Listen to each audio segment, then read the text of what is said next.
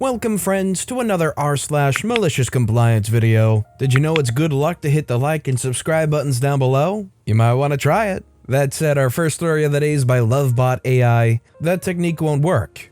Try it. I'm going to start off by saying that I'm not proud of this one. It resulted in a good person getting hurt, and if I had a chance to do it all over again, I would have made different choices. That being said, it does fit the sub. When I was a teenager, I was really into martial arts and I was training at a dojo 5 times a week. Master James was a fantastic martial artist, and he had a real talent for teaching. His only problem was that he thought techniques should be taught and practiced the same way that he learned. There should be no variations. If you followed his dogma, you would learn a lot and become a competent fighter. But I was the kind of person who would always look for ways to do things better.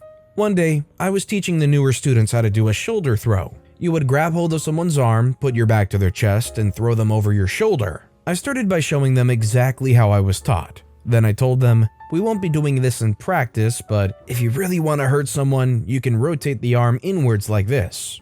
Rotating the arm gave you the same leverage to perform the throw, but it would put additional pressure on the shoulder, bending it in an unnatural way that would damage the rotator cuff. Master James heard me saying this and told me that the technique wouldn't work with that kind of modification. I tried to explain my rationale behind it, but he wasn't open to dissent, and he wanted to prove me wrong. He told me, try it on me, do it like it's a real fight.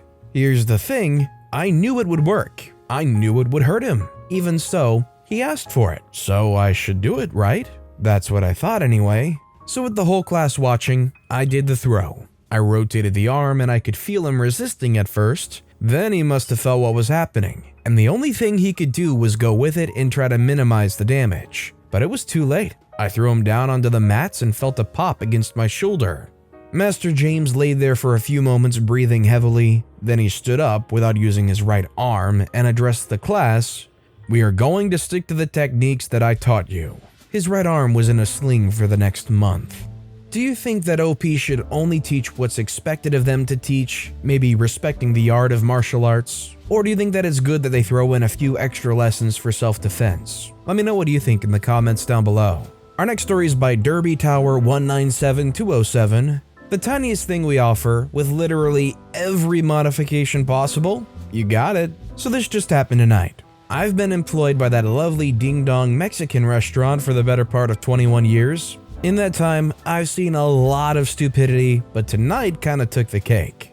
We've been offering a taco version of a chicken sandwich for a couple of weeks now. In that time, people have tried to add a few things here and there to it, but the sandwich is so small that not a lot fits. I've had to turn down a couple requests for some modifications because what the customer ordered won't fit on the taco without making it a soppy, sauce-covered mess. Enter delivery.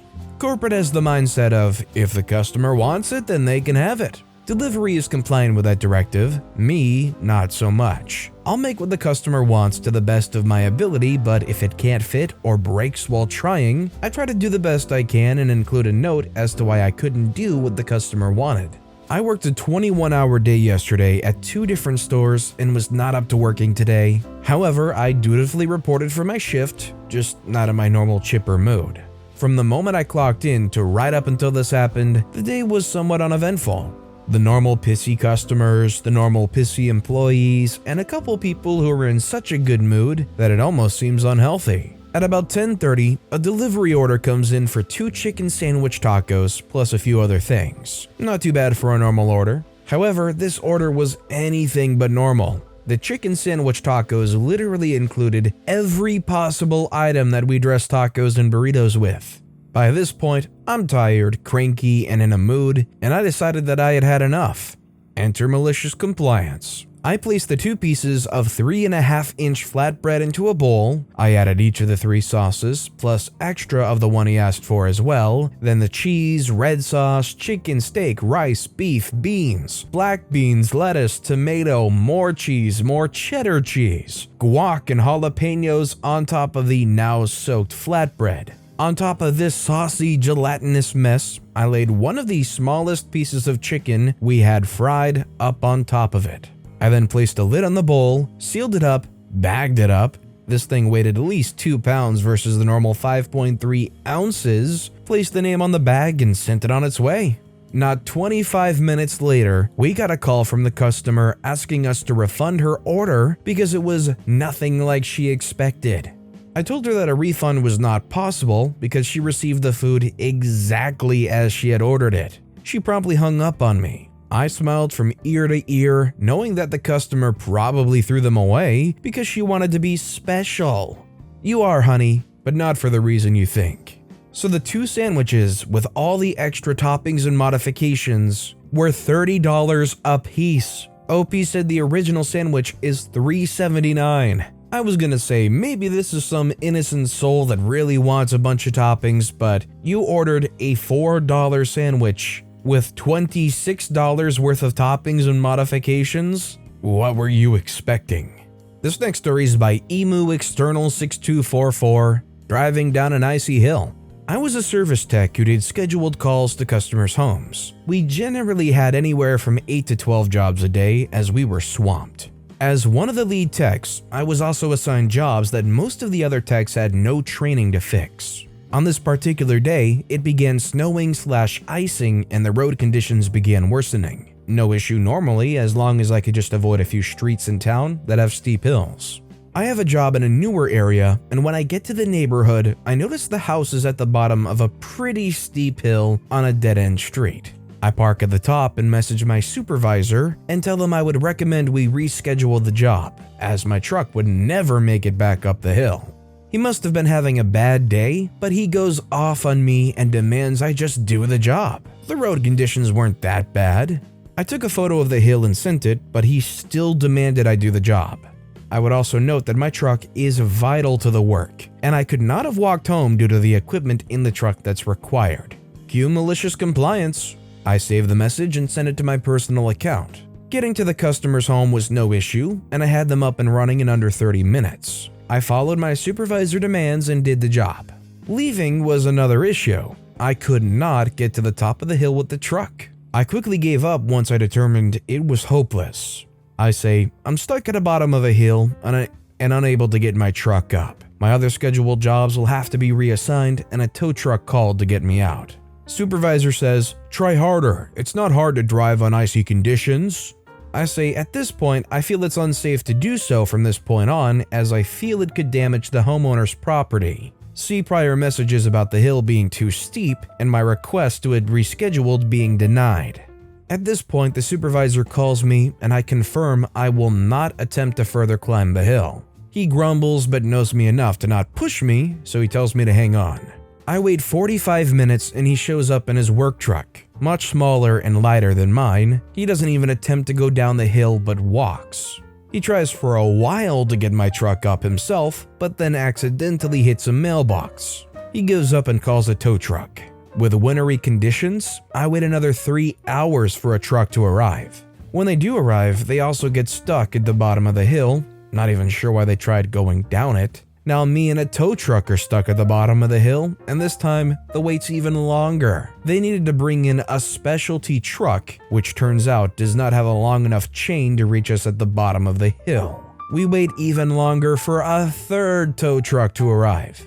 Overall, I arrived at the customer's home around 9:30 a.m. and finish about 10 a.m. I don't get up the hill until 7 p.m. 9 hours I was at the bottom of the hill with my truck running while I played online on my laptop.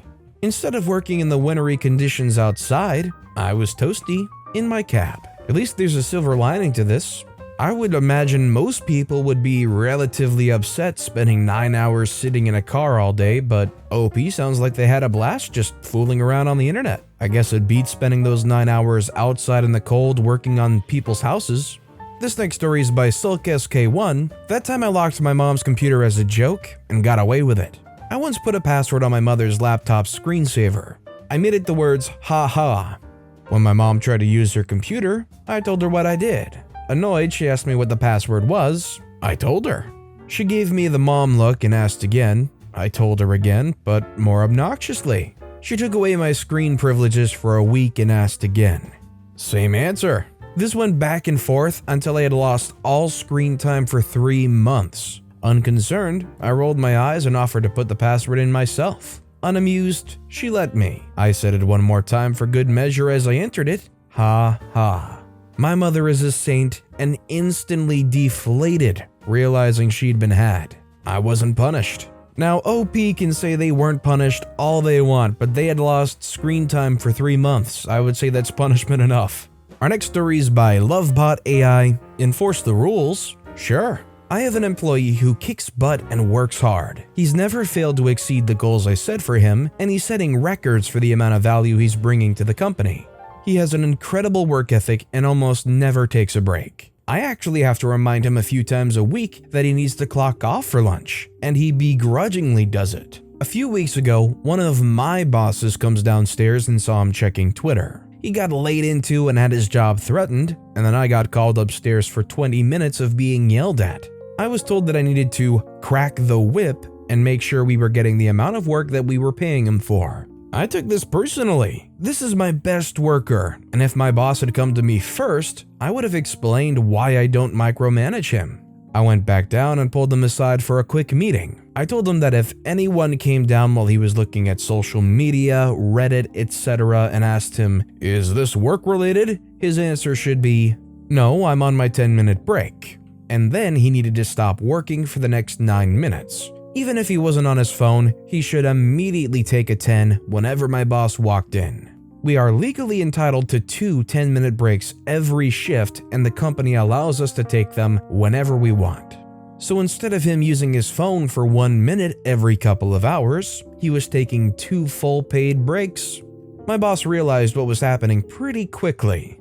To his credit, he called both of us upstairs and apologized for trying to micromanage us without taking into account the individual working styles. He was promised that his job was safe, and I was promised that I'd be in charge of my team as long as we continued to perform at the level we have been. As annoying as the boss had been in this story, at least they were willing to realize and admit their mistakes. And in the context of OP in their workplace, I heavily agree with the mindset of, as long as the work's being done, maybe even better than what we're expecting, and done in the time frame we expect it to happen, that's all that matters.